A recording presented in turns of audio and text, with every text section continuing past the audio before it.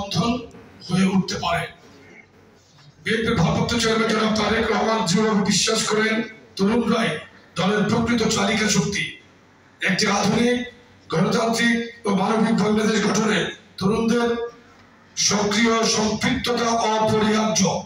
সে কারণেই তিনি এই কর্মসূচির অভিনব রূপরেখা প্রণয়ন করেছেন, যার মূল উদ্দেশ্য তরুণদের মতামত ও অংশগ্রহণের মাধ্যমে বিএনপির রাজনৈতিক চেতনা ও কৌশলকে আরো জনভিত্তিক করে তোলা। বিএনপি বরাবরই একটি তারুণ্য নির্ভর দল হিসেবে কাজ করে এসেছে এবং এই আয়োজন সে দীর্ঘধারী একটি প্রগতিশীল ও সময় উপযোগী বহিঃপ্রকাশ। জাতীয়তাবাদী যুবদল, স্বেচ্ছাসেবক দল ও ছাত্র দলের সমন্বয়ে আয়োজিত এই কর্মসূচির মূল লক্ষ্য হচ্ছে জনগণের চিন্তা, মতামত ও প্রত্যাশার প্রতিফলন ঘটিয়ে দলীয় নীতি ও রূপরেখাকে আরো মানবিক, গণমুখী ও প্রাসঙ্গিক করে তোলা। বিশেষ করে তরুণ প্রজন্মের আগ্রহ ও সক্রিয় অংশগ্রহণের মাধ্যমে বিএনপি নীতি নির্ধারণ প্রক্রিয়াকে আরো স্বচ্ছ, জবাবদিহিমূলক ও দায়বদ্ধ করতে চায়। এর মাধ্যমে ইনশাআল্লাহ আমরা একটি অন্তর্ভুক্তিমূলক উন্নয়ন কাঠামো ও গণতান্ত্রিক রাষ্ট্র ব্যবস্থার ভিত্তি আরো দৃঢ় করতে সক্ষম হব। এই জন্য দেশের সকল স্বনামধন্য ও জনপ্রিয় প্রিন্ট ও ইলেকট্রনিক মিডিয়ার প্রতি আমাদের আন্তরিক আহ্বান জানাই, আপনারা অনুগ্রহ করে এই কর্মসূচিগুলোর প্রচার, কভারেজ ও তথ্যচিত্র তৈরির লক্ষ্যে রিপোর্টার ও ক্যামেরা পার্সন প্রেরণের মাধ্যমে আমাদেরকে সহযোগিতা করবেন। আপনাদের সক্রিয় অংশগ্রহণ ও সহযোগিতার জন্য অগ্রিম। দেখুন, এর আগে আমাদের চট্টগ্রামে এরকম একটি প্রোগ্রাম হয়েছিল।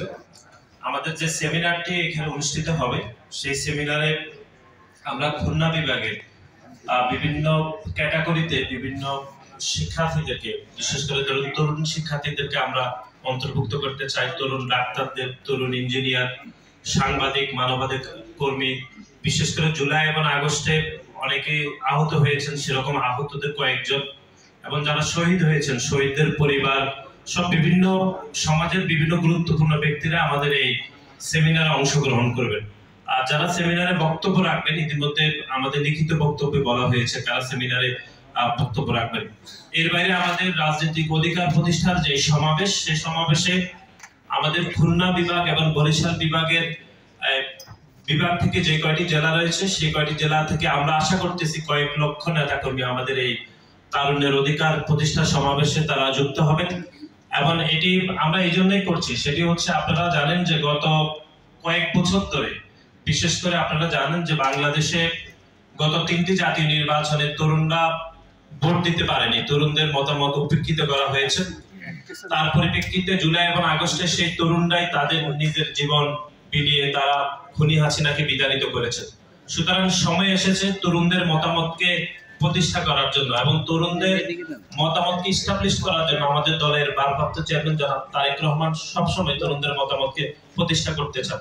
তারই ধারাবাহিকতায় আগামীর যে 16 তারিখ রাজনীতি অধিকার প্রতিষ্ঠার যে সমাবেশ হবে, সেখানে শুধুমাত্র বাংলাদেশ জাতীয়তাবাদী দলকে যারা ধারণ করেন শুধু তারা এই সমাবেশে অংশগ্রহণ করবেন না, বরং বাংলাদেশে যারা তরুণ, যারা রাজনৈতিকভাবে সচেতন, তারাও আমাদের এই তারুণ্যের রাজনীতি অধিকার প্রতিষ্ঠার সমাবেশে যোগ দিবেন বলে আমরা প্রত্যাশা রাখি। এবং আমরা গত যে প্রোগ্রামটি চট্টগ্রামে করেছি, সেখানে কয়েক লক্ষ নেতাকর্মী উপস্থিত হয়েছেন এবং খুলনাতেও আমরা আশা করতেছি কয়েক লক্ষ নেতাকর্মী ইনশাল্লাহ অংশগ্রহণ করবেন। এবং শুধু নেতাকর্মী নয়, বরং খুলনা এবং বরিশাল বিভাগের রাজনৈতিক সচেতন তরুণরা আমাদের এই রাজনৈতিক সচেতন এই প্রোগ্রামে অংশগ্রহণ করবেন বলে আমরা প্রত্যাশা রাখছি। এই জায়গায় আমাদের যে সেমিনারটি অনুষ্ঠিত হবে, সেই সেমিনারের মঞ্চে যারা থাকবেন এবং অডিয়েন্স যারা থাকবেন, যারা প্রশ্ন করবেন, যারা আলোচনায় অংশ নেবেন, যারা জানতে চাইবেন, যারা তাদের মতামত জানাবেন, তারা কেউই আমাদের দলের কর্মী না।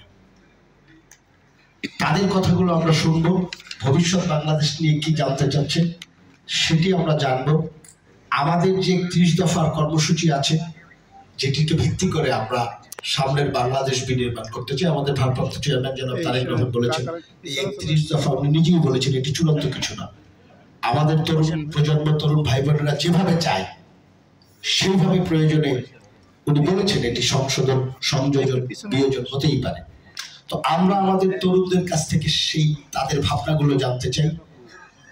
আমরা নিজেদের আমরা চাই তারা আমাদের সমালোচনা করুক, আমাদের ভুলগুলো বলুক, আমরা সেই তাদের আলোচনা সমালোচনা থেকে আমরা নিজেদেরকে সংশোধন করব।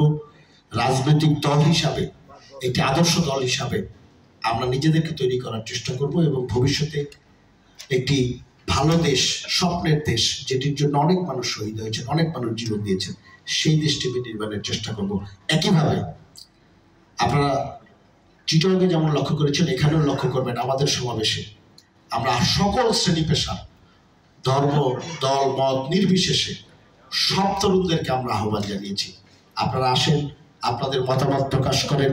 নতুন বাংলাদেশ তৈরির যে যুদ্ধ, আধুনিক বাংলাদেশ তৈরির যে যুদ্ধ নতুনভাবে শুরু হয়েছে, তারেক রহমানের নেতৃত্বে সেই যুদ্ধে আপনারা শরীক হন। তাদের মতামতের ভিত্তিতেই আমরা নিজেদেরকে, দলকে এবং দেশকে তৈরি করার চেষ্টা করব এবং এর প্রতিফলন আপনারা ইনশাআল্লাহ ভবিষ্যতে দেখবেন। আসলে এই যেই প্রোগ্রামটি আমাদের সমাবেশের আগের দিন হতে যাচ্ছে, এই সমাবেশে একটু আগে স্বেচ্ছাসেবক দলের সাধারণ সম্পাদক বলেছেন, এই সম্পাদকে যারা প্যানেল স্পিকার থাকবেন কেউই আমাদের দলের না, এটাও একটা চমক। এবং অডিয়েন্স যারা থাকবেন এরা আমাদের ছাত্রদল, যুবদল, স্বেচ্ছাসেবকের গতানুগতিক যে অডিয়েন্স আগে থাকতো এরকমের না।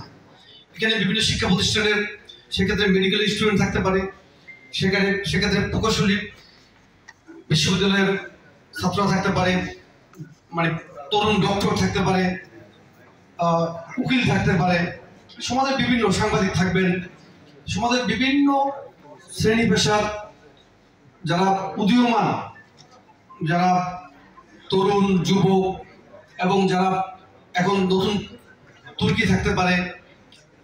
তো এরকমের সবাই আমাদের দলের বাহিরে যারা আছেন তাদের অধিকারটা এখানে বেশি থাকবে।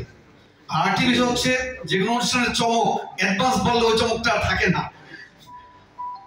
তো যাই হোক, আমরা মনে করি যে এই যে আমাদের 10টি বিভাগে 4টি সমাবেশ এবং সমাবেশের আগের দিন যে সেমিনার, এবারে এই প্রোগ্রামটা ব্যতিক্রমধর্মী প্রোগ্রাম এবং এটা বাংলাদেশের তরুণ সমাজের জন্য একটি চমক। কারণ যে ছাত্রদল করে না, মূলত তার জন্য কিন্তু এই প্রোগ্রাম। যে তরুণ স্বেচ্ছাসেবক দল করে না, তার জন্য কিন্তু এই প্রোগ্রাম। যে যুবদল করে না, তার জন্য এই প্রোগ্রাম। অর্থাৎ ছাত্র, তরুণ, যুবক, বাংলাদেশের যারা রয়েছে প্রত্যেককে আমরা আমাদের এই দলের পক্ষ থেকে মেসেজ দিতে চাই, তাদের মেধা, মনন, শক্তি, সাহস এবং স্বপ্নকে ধারণ করার সক্ষমতা বিএনপির রয়েছে। এই জন্য বিএনপির 3টি সংগঠনের মাধ্যমে আমরা তাদেরকে আমাদের স্বপ্নের কথা, আমাদের ভবিষ্যতের পরিকল্পনার কথা আমরা জানাতে চাই এবং তাদের যদি কোনো সম্ভাবনা থাকে সেই সম্ভাবনাকে আমরা পৃষ্ঠপোষকতা দিতে চাই। যদি আগামী দিনে বাংলাদেশের জনগণের সরাসরি ভোটে একটি গণতান্ত্রিক সরকার গঠিত হয়, বিশেষ করে যে স্বপ্ন নিয়ে গত 16 বছর ফ্যাসিবাদ বিরোধী ধারাবাহিক আন্দোলনের নেতৃত্ব দিয়েছিলেন আমাদের প্রিয় নেতা জনাব তারেক রহমান, সে স্বপ্ন কিন্তু এখনো পূরণ হয়নি। যেমন মানুষের ভোটাধিকার এখনো ফিরে পায়নি, গণতন্ত্র পুনঃপ্রতিষ্ঠিত হয়নি। তো এসব যদি পূরণ হয় এবং নতুন একটি সরকার যদি গঠিত হয় মানুষের ভোটাধিকার মধ্য দিয়ে, তাহলে বাংলাদেশের সকল ছাত্র, তরুণ, যুবক যাতে তাদের প্রতিভা বিকশিত করতে পারে, তার জন্য তাদেরকে পৃষ্ঠপোষকতা দেওয়া হবে ইনশাআল্লাহ।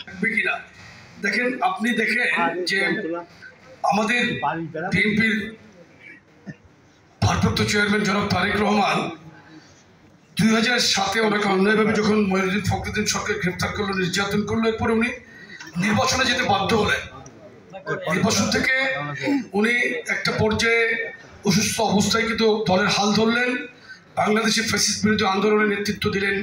শেখ হাসিনা বিরোধী আন্দোলনে 15 বছর 7 মাস, শেখ হাসিনার যে সময়কালটা অলমোস্ট প্রায় 15 বছর 7 মাস, তার বিরুদ্ধে বিএনপি একাই কিন্তু মাঠে লড়েছে।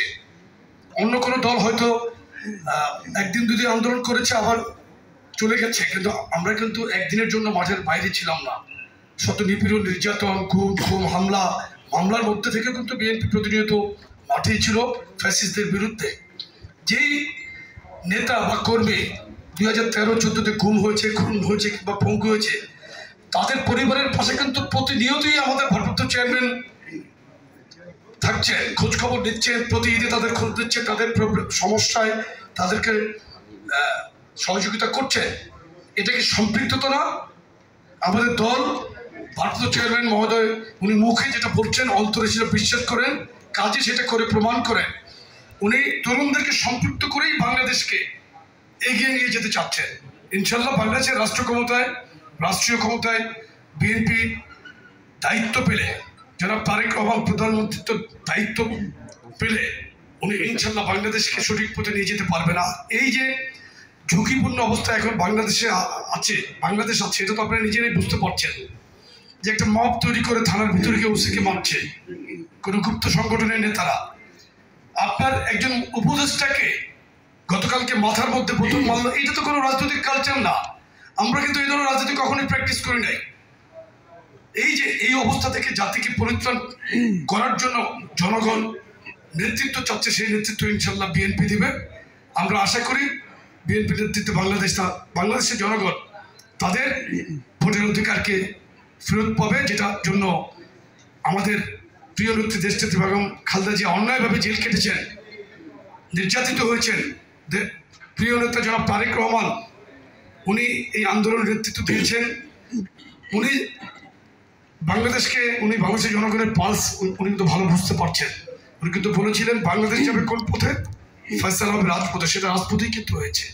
এবং উনি কিন্তু এখন বলছেন সবার আগে বাংলাদেশ, এটা অনেক অর্থ বহন করছে। কিন্তু আপনারা একটু চিন্তা করলেই বুঝবেন, আপনারা প্রত্যেকে জ্ঞানী, অনেক ব্রিলিয়ান্ট সাংবাদিক এখানে উপস্থিত আছেন। আপনাদের বোঝার জন্য আমরা কিছু বলছি না, কিন্তু এই বাংলাদেশের স্বাধীনতার অভ্যুদয় থেকে শুরু করে এরশাদ বিরোধী আন্দোলন বলেন, জুলাই আগস্টের আন্দোলনের প্রত্যেকটি আন্দোলনে বিএনপির অবদান কিন্তু অনস্বীকার্য। স্বাধীনতার প্রত্যক্ষ জিয়া রহমান স্বাধীনতার ঘোষক ছিলেন, রণাঙ্গনে যুদ্ধ করেছেন। 9 বছর দেশনেত্রী বেগম খালেদা জিয়া স্বৈরাচারী এরশাদের বিরুদ্ধে আন্দোলন করেছেন, কোনো আপোষ করেন নাই।